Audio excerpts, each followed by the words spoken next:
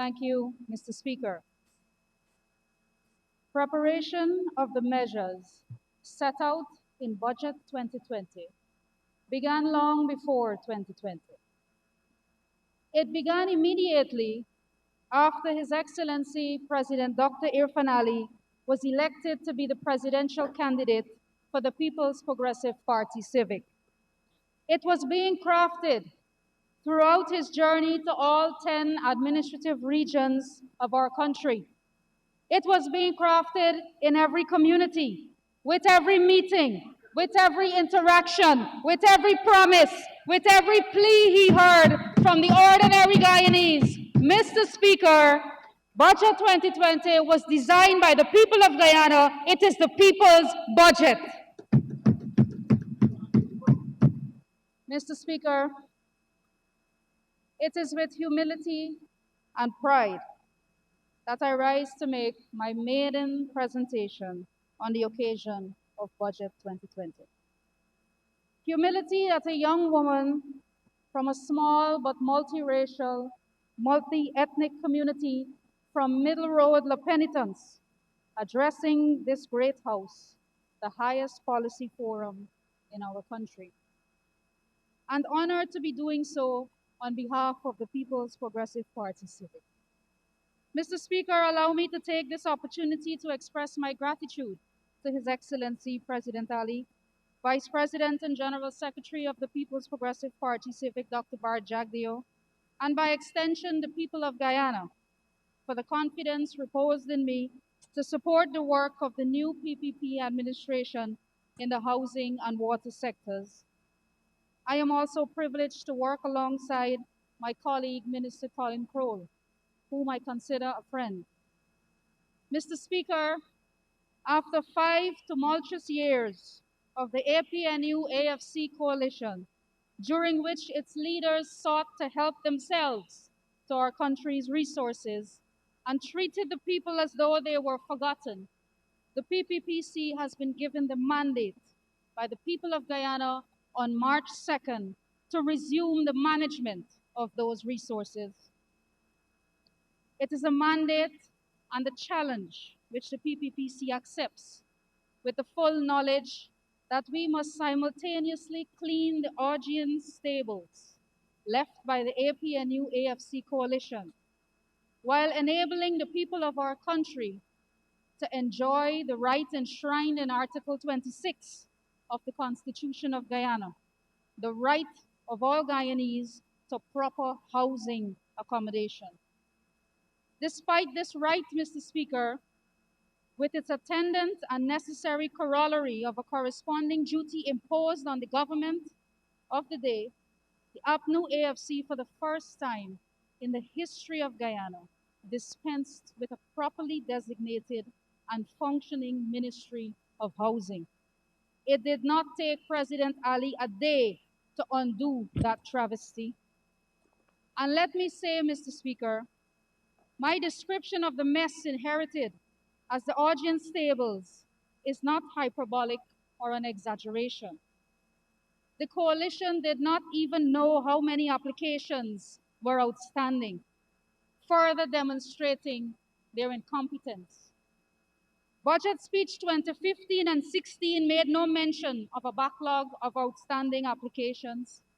It was not until 2017 that this House was told of a backlog of 25,000 applications. And then subsequently in the 2018 budget speech, after almost 4 years in office, APNU-AFC admitted they have a backlog of 50,000 outstanding applications.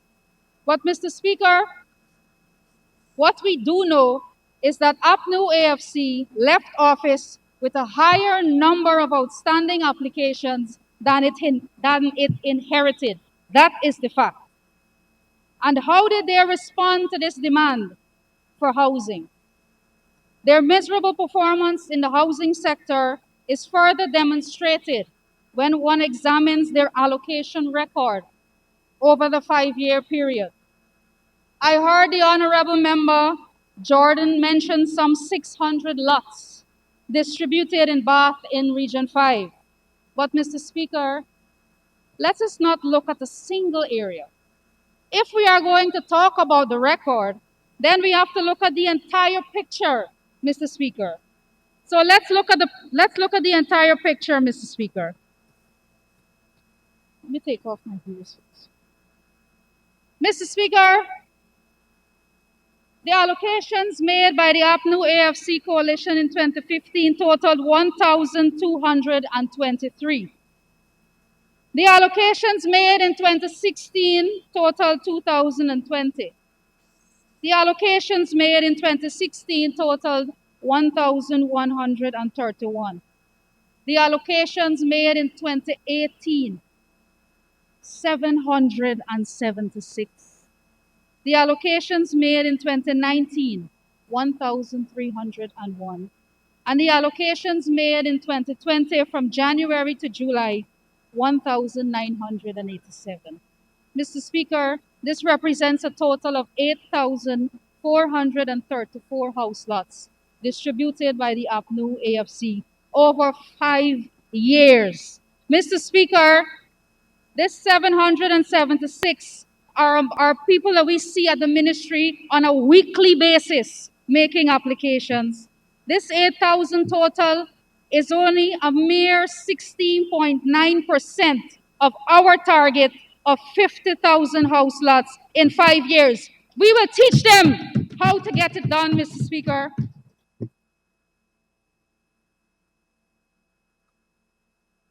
We will fix that, Mr. Speaker, and we have already given instructions to address the applications and allocation system to ensure it is done systematically, fairly, and expeditiously. Mr. Speaker, this PPPC administration will give meaning and reality to Article 26 by going one step further. As in our manifesto for the 2020 elections, and indeed for all the elections going back to 1992, we are determined to enable every Guyanese family a proper home in a safe, secure, and proper neighborhood, not as squatters or as tenants, but as responsible and proud owners with titles that banks and other lending institutions will regard as good security. The budget speech has signaled the government's intent by the restoration of the 30 million ceiling on loans, the interest on which is tax deductible for the first time for first-time homeowners, and the increase from 8 million to 10 million for low-income loans, which allows low-income households to borrow up to an additional $2 million at a lower interest rate.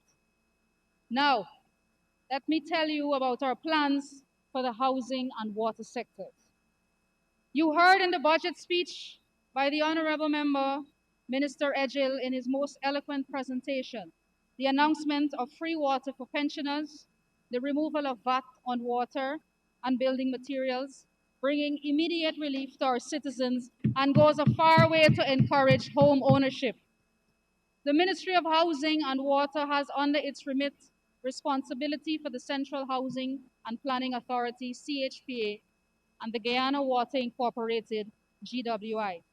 The ministry's mission is addressed through three program areas: policy development and administration, housing development, and water service expansion and management. Mr. Speaker, our housing development program is designed to implement national housing and settlement policies through an efficient, well-planned, coordinated, and structured framework in order to realize the development of sustainable, affordable, and modern settlements. Mr. Speaker, under the APNU AFC administration, there was a lazy, haphazard, uninspiring approach to housing with emphasis on allocations and not on providing housing or shelter for Guyanese. Mr. Speaker, there was mass distribution of house lots in the lead up to the general and regional elections as a political gimmick, and in the period following as a final grab before the official announcement of their defeat. Mr. Speaker, APNU AFC in their 2018 budget presentation promised Guyanese, and I quote, a community experience.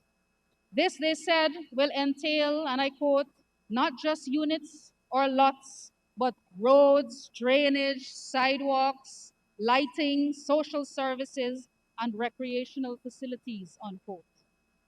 Mr. Speaker, from January to July 2020 alone, APNU AFC made 1,987 allocations, representing 99.35% of their target. But guess what?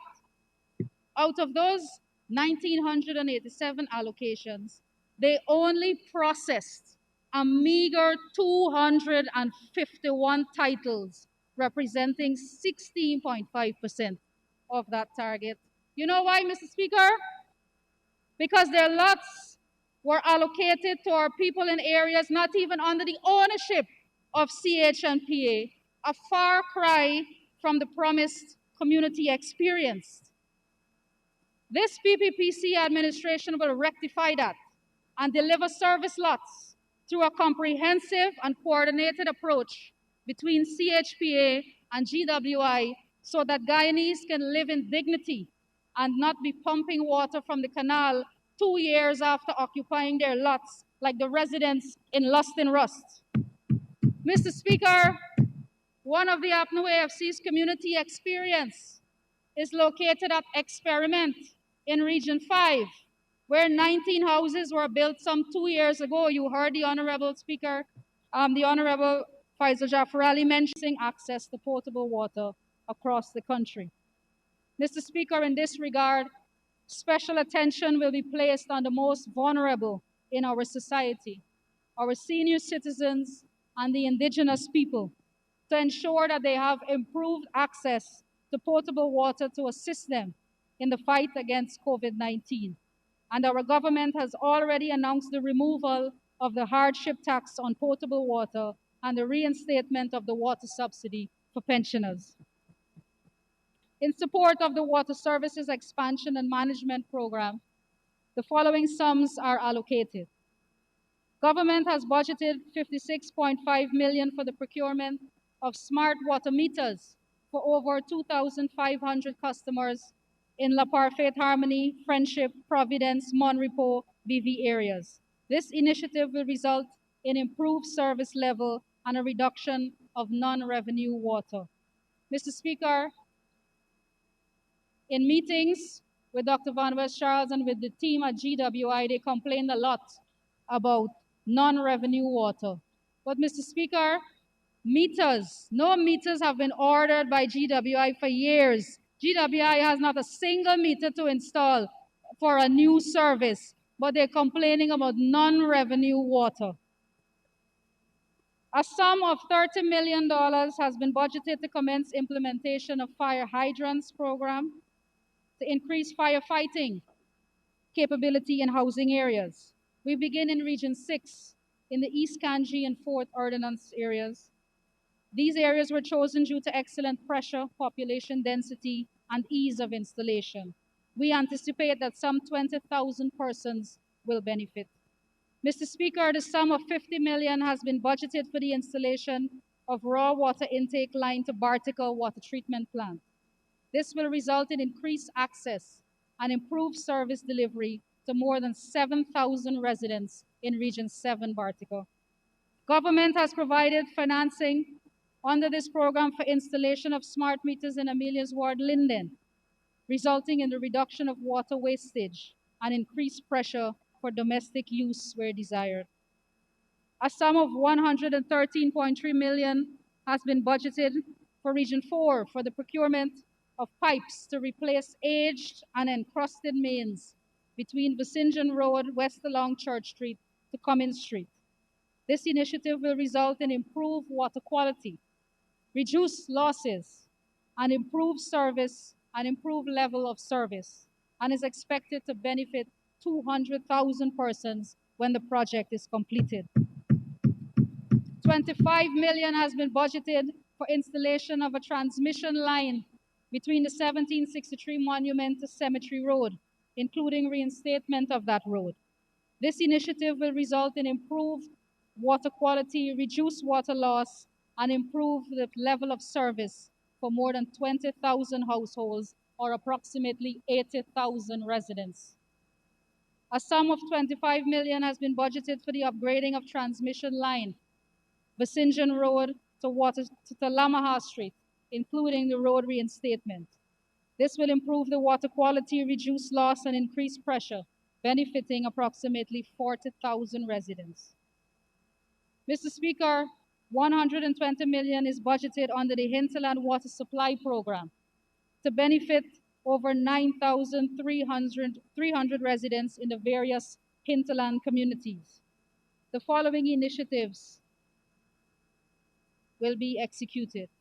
Installation of mains, pump station, and new services in Port Kaituma, in Mabaruma, and in Santa Rosa, Region 1. We will never forget our hinterland communities. And so, Mr. Speaker, in this presentation, I hope that you have realized that we have tried our best in this emergency budget to cover Region 1, Region 4, Region 7, Region 9, Region 3, trying as much as possible to reach as many of our citizens as possible, regardless of where they live, regardless of their political affiliation. Under the PPPC administration, every single Guyanese will benefit under the housing and water sectors. 2 minutes notice. Mr. Speaker, additionally, we have budgeted $10 million for the procurement of materials for in-house drilling, construction of water distribution network, and expansion in villages, including Shulinab, Shia, Chiangmaut, and Itabak. This initiative will result in increased access and first-time access for some 2,000 residents in Region 1, 7, 8, and 9. Chiang Maut has been without water for 2 years, Mr. Speaker, and we will address this before the end of this year.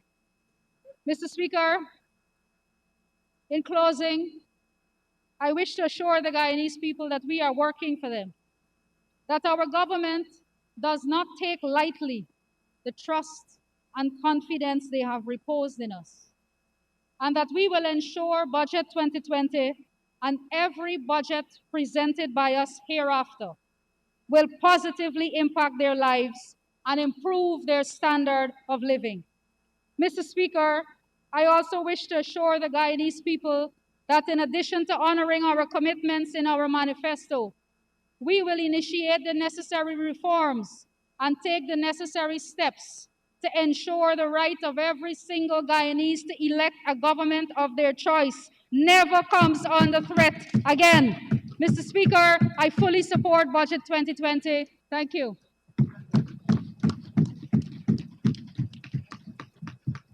Thank you.